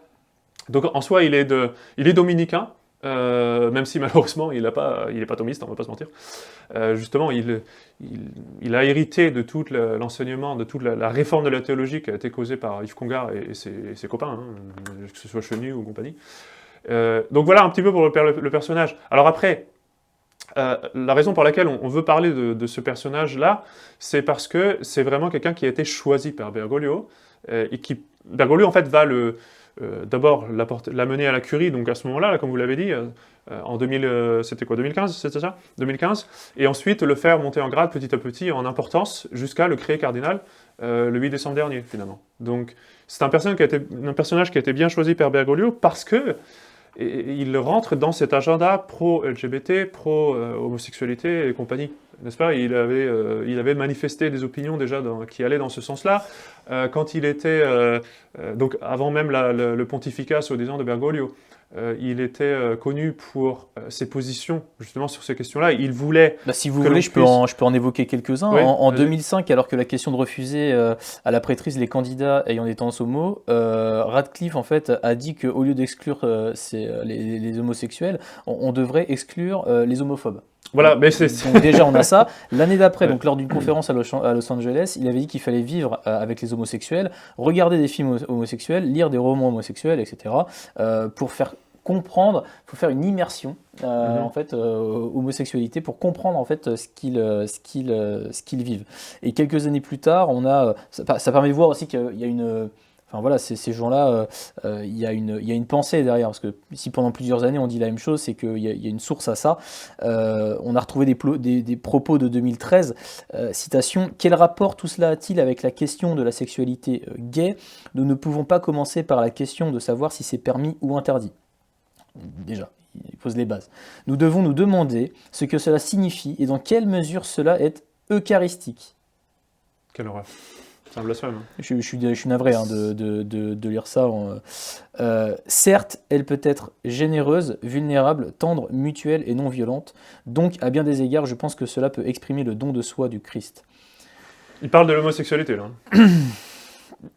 Nous pouvons également voir comment cela peut exprimer une fidélité mutuelle, une relation d'alliance dans laquelle deux personnes s'unissent l'une à l'autre pour toujours. Bon voilà, je suis désolé hein, pour ce passage, mais à un moment donné, faut être conscient La perversion que c'est du de ce genre. blasphème, de la perversion pur et dur, de ces gens, de se Enfin, rendre mêler de se rendre compte mêler le de- Christ à ça, Enfin, le don du Christ à ça, l'Eucharistie, c'est ignoble. Il a publié ça dans un journal, en plus. C'est ignoble. Certes, dans le mariage, dans la très sainte union du mariage, dans le sacrement de mariage, plus exactement, parce que c'est justement uniquement dans le sacrement de mariage. Le mariage est une réalité naturelle qui est élevée à l'ordre de sacrement, mais dans le sacrement de mariage, l'union entre l'époux et l'épouse et leur amour sont effectivement un symbole de l'amour qu'il y a entre Du le Christ Christ et de et l'Église, ouais. mais c'est dans le sacrement de mariage, c'est pas déjà dans le mariage naturel, alors certainement pas dans des unions en contre-nature. Mhm. Oui, mais bon, comme ils ont appliqué, si on fait l'analogie, et d'ailleurs, en fait, elle a été faite, la nouvelle ecclésiologie, justement, qui dit qu'il y a des éléments de la vraie Église dans les fausses églises, que le bon Dieu se sert de fausses églises pour sauver et compagnie, etc. Bon, c'est un petit peu logique, en fait, qu'ils retrouvent la même chose dans des vices contre nature, qu'ils trouvent aussi des aspects positifs, et même qu'ils mystifient, qu'ils élèvent... Ah bah si on pousse la logique, un ils degré vont spirituel, c'est directement leur contre notre Seigneur Jésus-Christ. Oui, ça je suis d'accord avec vous. Mais toutes ces choses-là... Et et ces tout n'est qu'une personnes- question de logique en fait, hein. Nos vidéos c'est que ça. Ah oui. Alors, en On parlant essaie, on essaie. de logique, bah, eux aussi ils ont leur logique. Alors on sait que du coup il était connu pour sa position pour les divorcés remariés, pour l'union civile des homosexuels. On sait aussi qu'il célébrait souvent la messe pour des groupes dissidents LGBT, Q+, etc. En Angleterre, oui, ils faisaient ça beaucoup. Tant qu'à faire. Voilà, je vais vous donner donc, quelques petits éléments supplémentaires, parce que là donc, je vous ai donné des éléments 2005, 2006, 2013. En octobre 2023, Timothée Radcliffe a été nommé pour donner la petite retraite de lancement du synode sur la synodalité, donc du 1er octobre au 3 octobre 2023. C'est une notion importante parce qu'on voit qu'il prend il prend du galon en fait. Oui. Voilà, hein. Le 19 septembre 2024, on a eu un article scandaleux qui dit que les homosexuels vivent l'amour qui est un don de Dieu. Donc on a encore cette implication de Dieu dans l'homosexualité. Dans son texte, je sais pas, je suis même pas sûr, pour le coup j'espère que s'il y a des conservateurs qui écoutent ici, j'espère qu'ils vont pas dire que c'est ambigu, etc. Parce que c'est ambigu, mais quand même, si on cherche la logique, on la trouve facilement. C'est pas très ambigu. À un moment donné, voilà. Il joue sur l'ambiguïté, en tout cas. Mhm. Et face à tout ça, eh bien, il a été récompensé. Grande récompense, Légion d'honneur. Il a été fait cardinal le 8 décembre 2024. Voilà. Oui. Un homme selon le cœur de Bergoglio. Voilà. Comme ça, c'est lui qui pourra élire le prochain pape, ou qui pourra être élu le Alors, prochain. il y a quand même, je rappelle donc l'article scandaleux, c'est du 19 septembre 2024. Et il a été fait cardinal, donc l'annonce a été faite le 6 octobre, donc il a été fait cardinal le 8 décembre 2024. Donc, Le jour de l'Immaculée ça a été- Conception, tant qu'à faire. en plus, oui. Donc coup de tampon, voilà, il a eu le droit à son galon. Oui, on voit bien qu'il est promu par Bergoglio. Enfin, là, vous avez mentionné, il a été choisi pour mener la retraite, une sorte de retraite spirituelle préparatoire au synode sur la synodalité. En fait, voilà, c'était un peu comme le directeur spirituel qui devait donner toute la spiritualité au synode. Donc déjà, ça vous donne un peu l'idée du personnage. Donc, c'est un maître à penser spirituel de Bergoglio. Alors moi, ce qui me fait peur, c'est que donc là, on a un personnage qui est, j'ai même pas les termes, sinistre. Mais si avec lui encore ça irait, mais le truc c'est qu'en fait Bergoglio a fait savoir, donc alors j'ai pas la date, on va vous donner l'article à l'instant. Il a fait savoir qu'il nommerait des évêques plus ouverts à toutes ces déviances. C'est-à-dire que là, des pseudo-évêques comme lui, en fait, on va en avoir de plus en plus. Je crois que le boulot a bien été mis en place par Bergoglio. On a de plus en plus de cardinaux pro Bergoglio en ce moment. Vivement que l'Église rejaillisse, parce que ça fait peur, quoi. Oui, surtout quand on sait ce qui s'est passé avec Sodome et Gomorrhe, parce que notre société retourne un peu à ce qui se pratiquait dans ces villes-là. Et d'ailleurs, je pense qu'on peut en parler maintenant. Oui, on en parlait tout à l'heure, effectivement. Justement, Sodome et Gomorrhe, j'avais dit en fait dans la vidéo précédente que cet épisode biblique là, avec la leçon évidente qui en découle, avait été complètement réinventé, on va dire, par la commission biblique pontificale. Et du coup, j'ai fait l'effort d'aller chercher vraiment la référence exacte, donc je vais pouvoir vous la donner, parce que bon, tout le monde connaît un petit peu, je pense, l'histoire de Sodome et Gomorrhe. Donc ces villes qui pratiquaient le péché, en particulier le vice contre nature, et où habitaient Lot et ses 2 filles. Et donc Abraham avait rencontré les anges qui étaient en voie pour aller détruire la ville de Sodome et Gomorrhe. Et donc Sodome et Gomorrhe concrètement ont été détruites à cause de ces péchés. C'est la Sainte Écriture elle-même qui le dit. Par exemple, l'épître de Saint Jude dit clairement « Sodome et Gomorrhe et les villes voisines qui se livrèrent comme eux à l'impureté et à des vices contre nature sont devant nous comme un exemple subissant la peine du feu éternel. » Bon, c'est assez clair, on voit pourquoi ils se sont fait condamner. Deuxième épître de Saint Pierre également, chapitre 2, on a un enseignement semblable. Réduisant en cendres les villes de Sodome et de Gomorrhe, il les a condamnées à la destruction pour les faire servir d'exemple à ceux qui vivaient dans l'impiété. Et il a délivré le juste Lot, vivement attristé par les outrages et la conduite déréglée de ces hommes abominables. Bon, là apparemment, la Sainte Écriture a jugé ce que Bergoglio ne voulait pas juger. Saint-Pierre. Oui, le pape. Oui, voilà, oui, c'est vrai. Qui suis-je pour juger? Le vicaire, le successeur de Saint-Pierre, vous devriez dire la même chose que Saint-Pierre, n'est-ce pas? Si vous l'étiez. Il dit encore, le Seigneur sait délivrer de l'épreuve les hommes pieux et réserver les impies pour être châtiés au jour du jugement, et surtout ceux qui vont après la chair dans d'impures convoitises. Bon, c'est assez clair. Alors maintenant, je vais vous lire la réinterprétation qui a été donnée par la commission biblique pontificale sous Bergoglio. Donc elle fait référence, d'ailleurs c'est assez drôle, hein, elle donne en référence les passages que je viens de vous lire là, en vous disant que c'était une interprétation qui était un peu en vogue à l'époque, etc., mais qu'en fait finalement c'était pas tellement justifié, quoi. C'est assez impressionnant, hein, parce qu'ils remettent en jeu la Sainte Écriture. Là. Donc regardez. Il existe, en fait il parle de cette interprétation donnée par Saint Pierre et Saint Jude là. Voici ce que la commission biblique dit.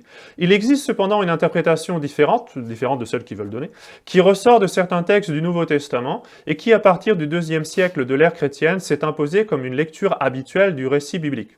La ville de Sodome est alors accusée d'une pratique sexuelle indécente appelée sodomie, consistant en des rapports érotiques avec des personnes du même sexe.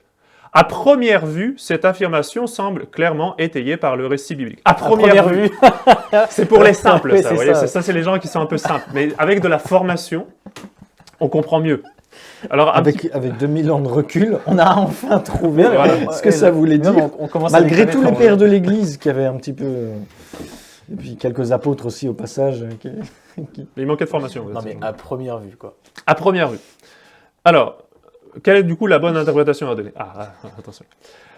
L'histoire n'a cependant pas pour but de présenter l'image d'une ville entière dominée par des désirs incontrôlables de nature homosexuelle.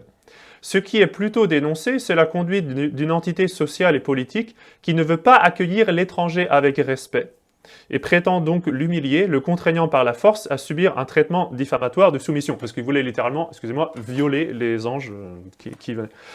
Et le commentaire continue, cela révèle la méchanceté morale de la ville de Sodome, qui non seulement refuse l'hospitalité, mais ne peut tolérer qu'en son sein il y ait ceux qui, au contraire, ouvrent leur maison à l'étranger, à savoir Lot qui avait recueilli les anges qui étaient de passage. Donc, à la fin, après tout un développement, conclusion. En conclusion, nous devons donc dire que l'histoire concernant la ville de Sodome illustre un péché qui consiste dans le manque d'hospitalité, avec hostilité et violence envers l'étranger, Un comportement jugé extrêmement grave et donc méritant d'être sanctionné avec la plus grande sévérité, etc., etc.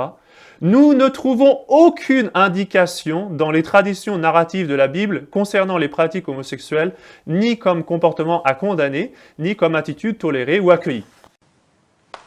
À la boulette. Ça dépasse tout ce que j'ai pu imaginer. Ah oui, j'ai fait la boulette. On a repoussé les limites, là. Je sais même pas si je dois rire ou pleurer. En termes d'émotion, non mais là, en termes d'émotion, je sais même pas comment. Vous avez un conflit. J'ai un vrai texte, conflit, mais les conservateurs et tous ceux qui reconnaissent Bergoglio comme le pape, je rappelle que Saint Pie X a demandé à ce qu'on accepte en conscience les décrets de la commission biblique. Acceptez-les en conscience. Si c'est la commission biblique. Si vous êtes logique avec vous-même. Voilà. Et pour une fois, la conclusion est claire. Ah bah en fait, là, Saint-Pierre, Saint-Jude avaient comprend, donné une interprétation qu'on pouvait effectivement croire à première vue. Oui, voilà, c'est ça à première vue. Mais en fait, c'est pas ça. Ouais, et là où c'est intéressant, c'est que cette interprétation-là, tordue, en fait, elle avait été concoctée concrètement par en fait, des anticatholiques, notamment tous ceux qui sont justement pro-LGBT, certaines sectes protestantes qui sont aussi ouvertes à l'homosexualité, c'est pas le cas de toutes, mais enfin il y en a, qui avaient déjà réinterprété en fait cet épisode biblique de Sodome et Gomorrhe, et donc en fait ils ont repris cette fausse interprétation et ils l'ont reprise, ils l'ont fait... Est-ce que dans l'histoire de l'Église, on a déjà eu une tentative de remettre en cause un texte aussi clair que sur Sodome et Gomorrhe? Oh, sans doute, hein, parce que vous savez que je pense que rien de nouveau sous le soleil. Rien de nouveau sous le soleil. Ça pourrait être intéressant. Mais, c'est déjà bon, le fait qu'effectivement, il passe par des protestants... Et pas que des protestants, il y a aussi Wikipédia, c'est ça? Oui. Ah, Wikipédia, oui, parce que moi je pense que c'est sur Wikipédia. La commission biblique, bon, c'est intéressant, mais elle ne sert plus à grand-chose. Il suffit d'aller voir sur Wikipédia. Mais je pense que c'est bien de raconter aussi un peu l'histoire de Sodome et Gomorrhe parce qu'on se rend clairement compte de ce qui se passe. C'est-à-dire que Dieu envoie des anges pour détruire la ville de Sodome et Gomorrhe. Ils y arrivent à la tombée de la nuit. Ils entrent dans la ville, ils vont à la maison d'un certain Lot qui est le neveu d'Abraham et qui, lui, n'a pas corrompu ses voies, comme dit la Sainte Écriture, donc qui s'est maintenu pur. Lot accueille ces deux étrangers, il est sur le pas de sa porte, il les accueille comme il se doit, comme la tradition orientale le demande, et comme cela est en fait une manifestation d'un devoir de charité envers le prochain, surnaturel. Et à la tombée de la nuit, il y a les habitants de Sodome qui sortent de leur maison et qui viennent faire qui entourent la maison, qui assiègent. Notez que c'est à la tombée de la nuit, au moment où les pervers sortent de leur trou, et qui viennent demander à ce que Lot leur livre les deux voyageurs pour qu'ils abusent d'eux. C'est dit très clairement dans la Bible, sans aucune équivoque. Et donc Lot est inquiet, il dit aux deux personnes surtout ne sortez pas, qui sont des anges, mais Lot ne le sait pas. Et il sort lui-même et il essaie de parlementer. Il fait même quelque chose qui n'est pas bien, mais il propose même ses deux filles. Il y a certains commentateurs qui disent que c'est un échappatoire pour essayer de leur faire oublier ça. Il y en a d'autres qui disent qu'il n'a pas bien du tout agi. Et ils veulent pas, et ils se mettent à lui foncer dessus. La Sainte Écriture a précisé que Lot a bien fermé la porte derrière lui quand il est sorti, et donc ils le prennent, ils commencent à lui taper dessus, et à ce moment-là, eh bien, les deux anges sortent, ils prennent Lot par la main, ils le font rentrer chez lui, ils frappent d'aveuglement, et c'est là où je veux en revenir avec ce qu'on a déjà vu, Saint Paul qui dit que c'était un aveuglement. Eh bien, ils frappent d'aveuglement ces gens-là, ils rentrent dans la maison et le lendemain, ils partent avec Lot en laissant le feu du ciel descendre sur ces villes, Sodome et Gomorrhe, et 3 autres villes. Il y a 5 villes qui sont détruites, 3 autres villes plus petites qui sont détruites par le feu du ciel. Oui, donc c'est la mer morte. C'est l'emplacement de la mer morte, c'est pour ça que...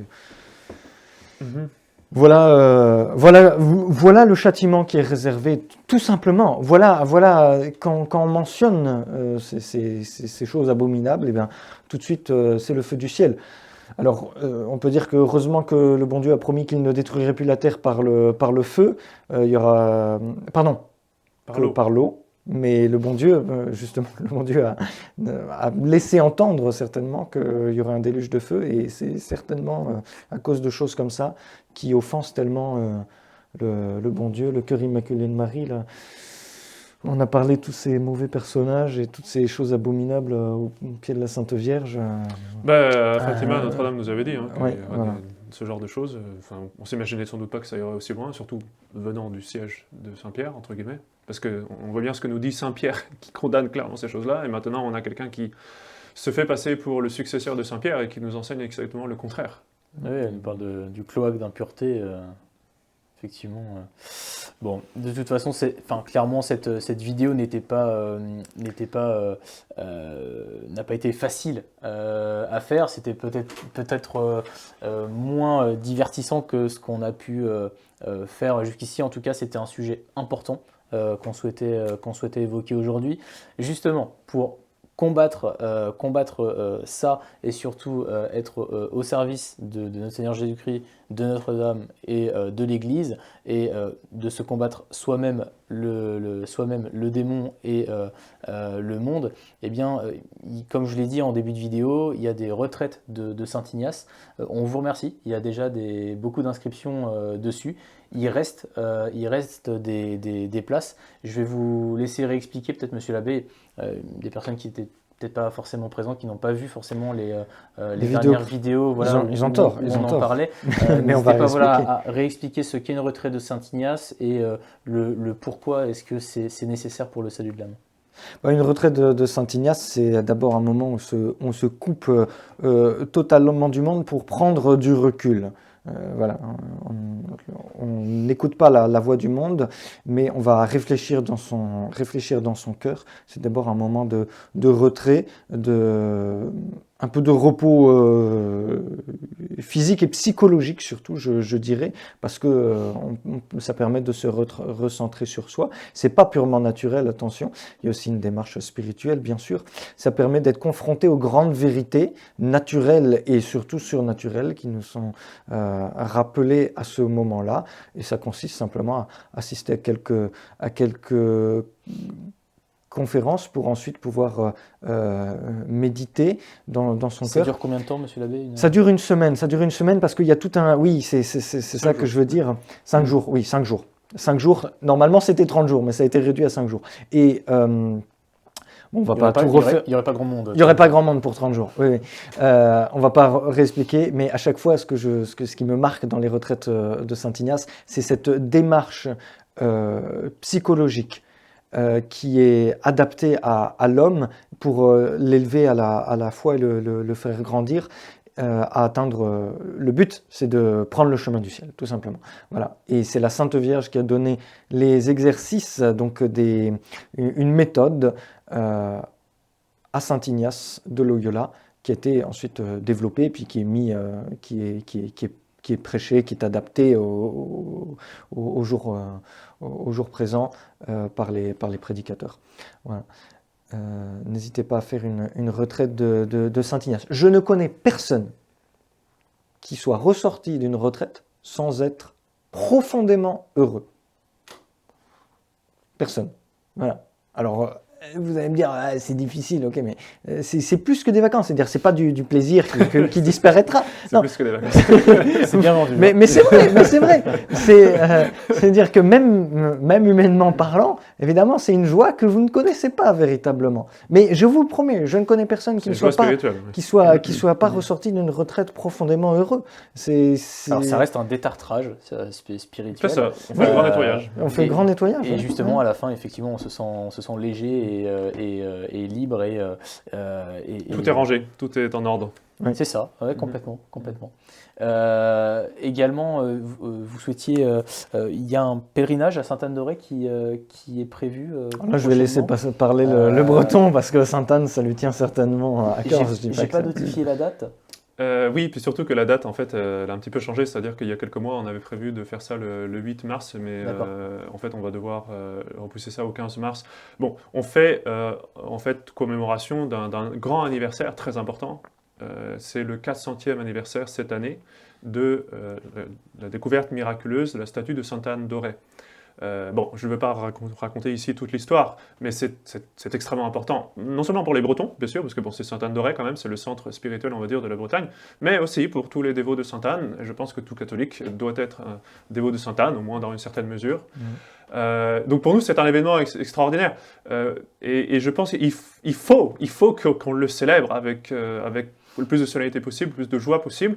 Donc on essaie de marquer le coup en faisant une journée spéciale consacrée à Sainte Anne cette année. Le jour anniversaire même de la découverte de la statue Sainte Anne, c'est le 7 mars. Bon, ça tombe un vendredi, c'est pas forcément pratique, mais nous retrouverons à Sainte Anne d'Auray le 15 mars.